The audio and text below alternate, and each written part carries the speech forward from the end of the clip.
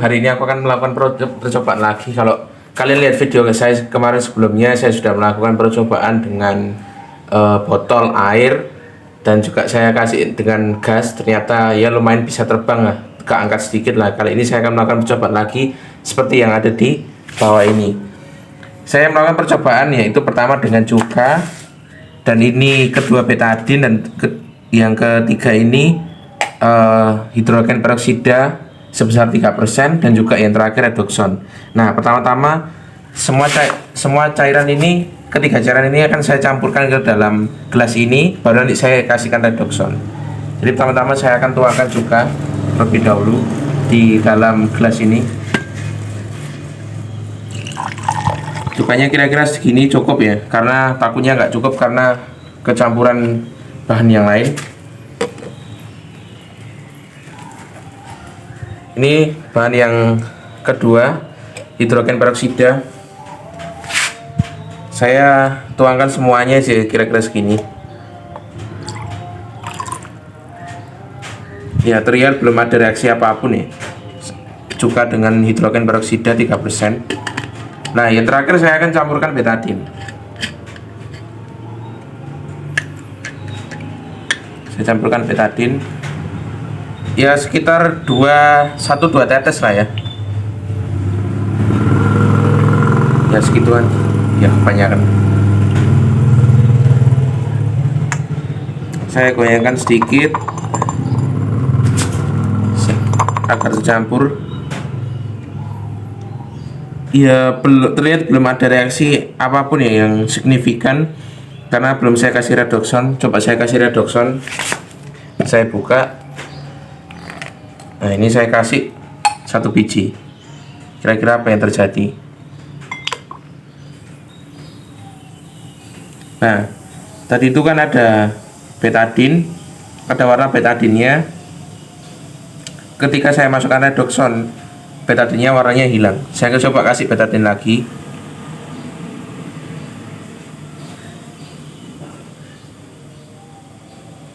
Nah, kalian bisa lihat itu. Nah, dia semakin naik, cairannya semakin naik, seperti soda Coca-Cola kalau dikocok, posisi ditutup terus dikocok, pas dibuka dia akan naik seperti ini cairannya. Ini terlihat betadinnya nggak hilang seperti di awal tadi ya. Kalau di awal tadi sebelum saya masukkan redoxon, saya masukkan betadin, dia hilang warna betadinnya, pudar. Kalau ini warnanya tetap.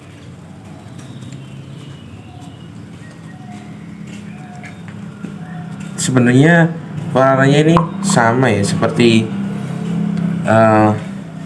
kita minum redoxon pada umumnya, seperti dikasih cairan air biasa, warnanya sama. Kalau kalian bisa lihat, ini saya angkat, ini warnanya seperti ini. Cuman di sini baunya yang menyengat di sini, karena saya ada campur juga dengan hidrogen peroksida tadi. Tadi sempat dilihat cairannya naik sedikit, sekitar segini ya. Cuman dia turun lagi kembali normal. Ya lama-lama kelamaan tadi betadin yang saya tambahkan tadi lama-lama hilang warnanya. Coba saya tambahkan lagi betadinnya. Tuh kan, kalian bisa lihat ya. Dia tidak bisa langsung seperti di awal tadi sebelum saya kasih redoxon, betadinnya langsung hilang. Kalau ini masih ada sedikit proses di mana dia lama-lama memudar. Nah, kalian bisa lihat betadinnya tidak bisa tercampur dengan airnya. Kalau yang di awal tadi bisa. Kalau kalian pengen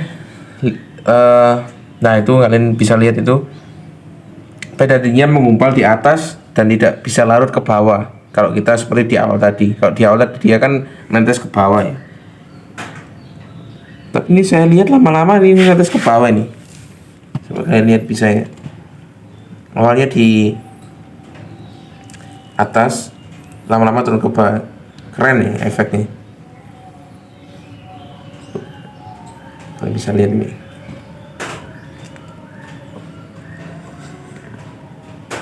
Nah, Kalau kalian pengen tahu penjelasan detailnya, saya nanti bisa taruh di video. Cuman ini saya bacakan ya. Saya bacakan. Jika hidrogen peroksida 3% dicampur dengan cuka, betadin 2 tetes dan redoxon sekaligus.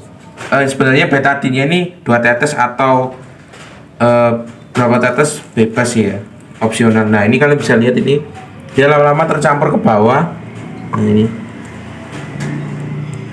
Cuman di sini kalau kalian bisa lihat dari atasnya ini warnanya sedikit agak hijau. Mungkin dari reaksi-reaksi beberapa cairan tadi ya. Jadi dia warnanya agak hijau. Nah, terus setelah itu maka terjadi reaksi kimia berantai yang tidak stabil. Karena ketiga cairan tadi ini betadin, redoxon dan juga hidrogen peroksida dan juga cuka saya campurkan jadi satu. Nah, di sini penjelasannya vitamin C pada redoxon sebagai pereduksi kuat langsung menetralkan iodin pada betadin sehingga warna coklatnya memudar. Nah, seperti di awal tadi ya, kalian bisa lihat tadi betadinnya warnanya coklatnya memudar dan fungsi antiseptiknya hilang. Jadi fungsi antiseptiknya betadin ini hilang. Sekaligus mempercepat penguraian hidrogen peroksida menjadi air dan gas, oksigen dan tampak sebagai banyak gelembung. Jadi kalian bisa dilihat tadi, kalau kalian belum sempat lihat tadi bisa diulang lagi videonya. Keberadaan cuka membuat suasana asam sehingga reaksi berlangsung lebih cepat dan berpotensi membentuk asam perasetat dalam jumlah kecil yang bersifat iritatif dan berbau menyengat. Di sini memang baunya sangat menyengat sekali. Sementara hidrogen peroksida juga mengoksidasi sisa iodin sehingga semua zat aktif saling meniadakan menghasilkan campuran akhir berupa air, sisa asam lemak dan pelepasan oksigen tanpa manfaat medis apapun. Jadi ketika sudah dicampurkan semua kayak gini, tidak ada fungsi medis yang dapat kita pakai, malah ada unsur iritasi ketika kita pakai ke kulit. Jadi justru beresiko menyebabkan iritasi kulit, mata dan saluran pernafasan sehingga campuran ini tidak aman digunakan atau dicoba sembarangan. Jadi ketika kita sudah menyampurkan ketiga jenis cairan tadi, terus kita sudah campurkan dengan redoxon juga, ini akan bersifat iritasi kepada kulit jika kita memasukkan tangan ataupun kita yang kita menyentuhnya langsung. Apalagi ketika ada luka kita memberikan ini, maka akan menjadi lebih parah. Dan ini kalian bisa lihat ini warnanya juga di sini agak kehijau-hijauan gitu ya. Kalian bisa lihat ya. Saya tuangkan sedikit ini. Dan ini di bawah betadinnya juga ya seperti inilah. Kalian bisa lihat. Sekian dulu video saya kali ini. Kalau kalian pengen nanti lihat jelasnya, saya akan tampilkan di video. Sekian, terima kasih.